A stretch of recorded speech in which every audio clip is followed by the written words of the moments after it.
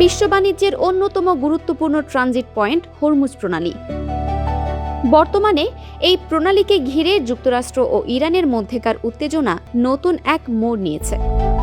Washington স্পষ্ট জানিয়ে দিয়েছে, ইরানের তেল রপ্তানি শূন্যের কোঠায় নামিয়ে আনতে তারা হরমুজ প্রণালীতে কঠোর অবরোধ আরোপ করবে। সাবেক মার্কিন প্রেসিডেন্ট ডোনাল্ড ট্রাম্পের একটি উদ্ধৃতি এই পরিস্থিতির ভয়াবহতা ফুটিয়ে তোলে। তিনি বলেছিলেন, আমরা ইরানকে তাদের পছন্দের দেশে তেল বিক্রি করে টাকা আয় করতে দেব না। তাদের হয় পুরো পথ খুলে দিতে হবে, না হলে কিছুই না।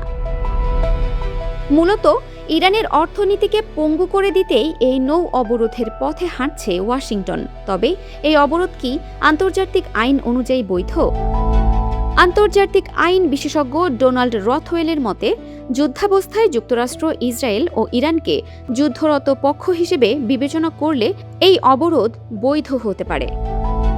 অবরোধের ফলে ইরান তাদের জ্বালানি সম্পদ বিশ্ববাজারে পাঠাতে চরম হিমশিম খাচ্ছে। অন্যদিকে মার্কিন নৌবাহিনীর জাহাজ এবং অত্যাধুনিক কমান্ড সিস্টেম এই প্রণালীর ওপর কড়া নজরদারি চালাচ্ছে। হরমুজ প্রণালীর এই অবরোধ বিশ্ববাজারে তেলের দামে যেমন প্রভাব ফেলছে, তেমনি মধ্যপ্রাচ্যে এক নতুন যুদ্ধের দামামা বাজিয়ে দিচ্ছে বলে মনে করছেন বিশ্লেষকরা। Dinajpur TV, multimedia desk.